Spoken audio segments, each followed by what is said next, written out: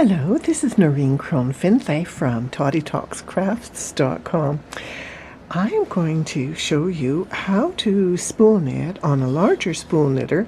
This one is one of the co-creations that my brother Jonathan and nephew Kieran and I work on together, and I do the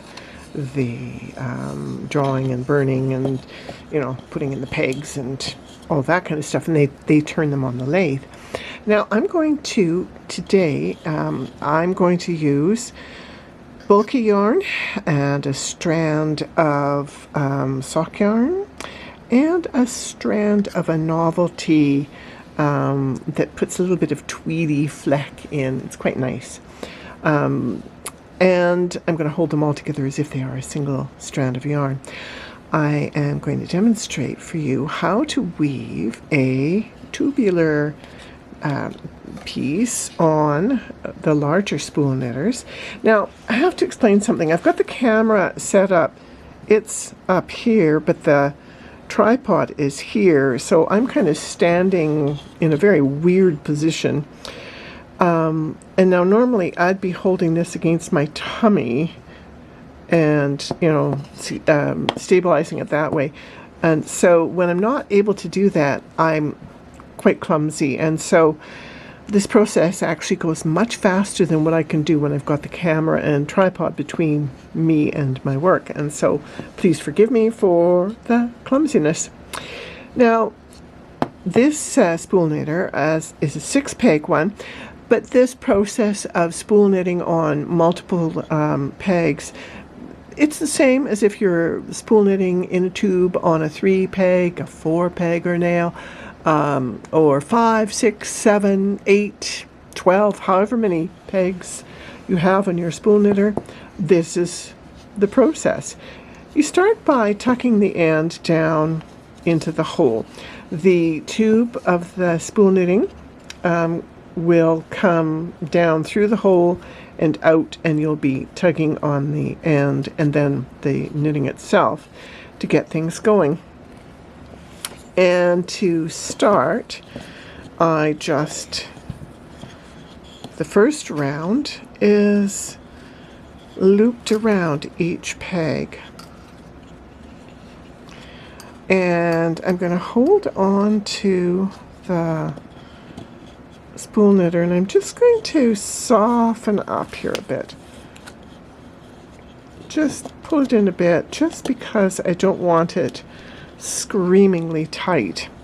So now I'm going to lift the spool knitter up, and I'm going to grab that tail end, and I'm going to pinch it with my thumb. Try and get those ends out of the way here. And what I'm going to do is I'll be taking the yarn around the spool knitter, and I'll just be holding it at a nice tension with my index finger. The spool knitting could not be any easier. I'm using a skewer to lift the loops. The loop that you placed on the peg as the first round goes over the yarn that you have passed in front of the peg. And that's it. You just keep going into the loop, lifting it over. That thin yarn didn't want to go over, and this is what you're going to do right from now to as long as you want your spool knitted cord to be. Like I say, sorry that it's kind of a clumsy looking thing here. That's because of the angles and everything of the camera. And after I've passed the loop over, I'll often use the lifter to just give a little push on that loop, just to secure it. And this will form your stitch, and then you can take your tail end and give it a tug, And that's it. That's all you do, is just keep merrily lifting the loop that's on the peg like that. You take the yarn past, and there you have it. And so you can make cords as long as you want, spool knitted cords as long as you want. And when you have a larger spool knitter like this, I love it because I can make both flat panels, and I've done a video on showing how to do that. And also the because it's large, you can use quite a lot of strands of yarn held together to do larger projects. You can also upcycle garments by turning them into fabric yarn, or t-shirts into t-shirt yarn, and using that as your yarn for your spool knitting. And like I say, you'll be going much faster than I am, because I'm trying to keep my my brain in motion while my mouth is moving. Not always an easy thing. And so what I'll do is I'm going to just keep working around for a while and make it, I don't know, 8-9 inches long. And then I'll come back and show you how to take the spool knitting off the spool knitter. I'm going to use a different technique than I use to bind off the edge. If you want to use a different technique for binding off the edge, go see my video about weaving a flat panel on the spool knitter. But now I'm just going to go and finish spool knitting the tube here, and then I'll show you how to bind off. I'll be right back. When your cord is as long as you would like it to be, then take and wrap your yarn around the pegs. Oops, missed a peg here. Wrap the yarn around the pegs 1.5 times is usually enough. And then thread that end into, the one strand of the novelty yarn is not cooperating.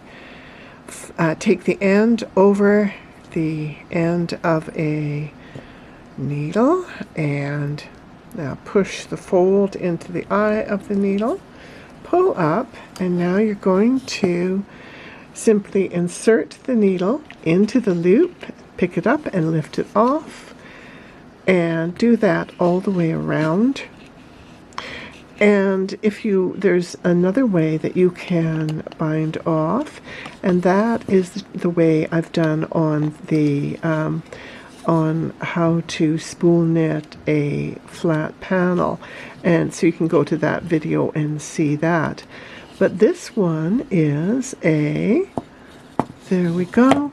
This is a drawstring version, or a gathered end, and you simply pull your ends all the way through, and I'm going to pull a little harder because I want this last stitch to not bulge out, and so I'm trying to encourage it to just come through the knitting here. There we go. That should behave. It's not. Oh, that's why it's gotten itself all tangled here. Well, the things that happen when you're videoing and you don't want them to happen.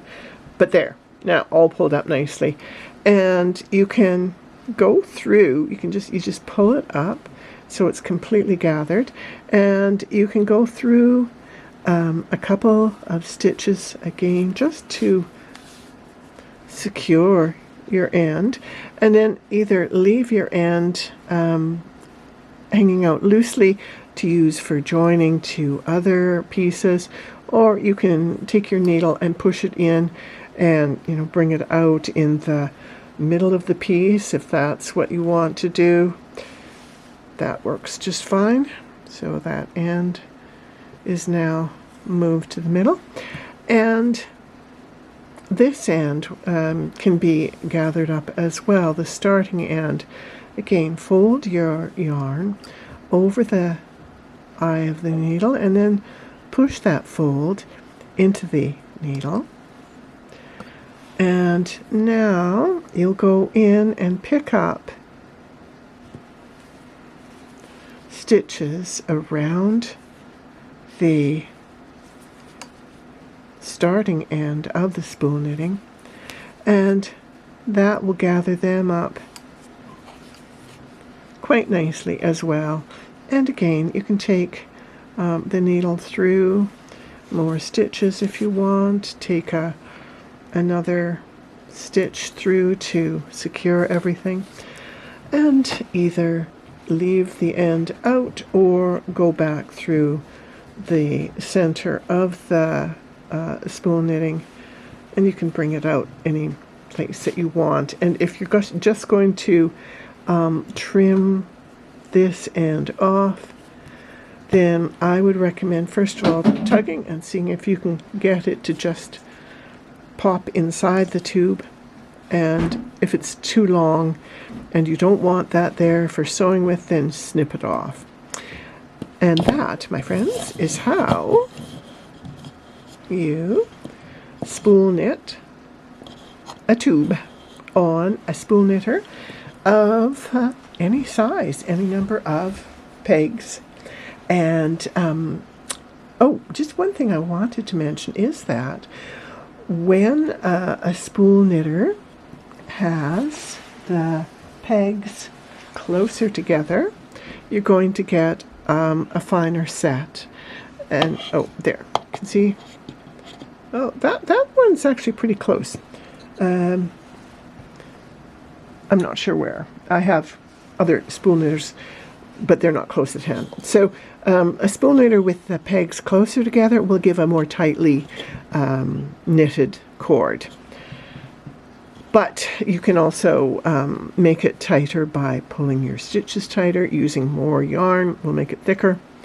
It's just so much fun. Experiment and enjoy. So happy spool knitting, and I will be back with more videos and more designs in my Etsy shop. This is of course, my YouTube channel is for the YouTube videos. And Toddy Talks Crafts is my blog, and that's where all the links are. So happy spool knitting, and on to the next project.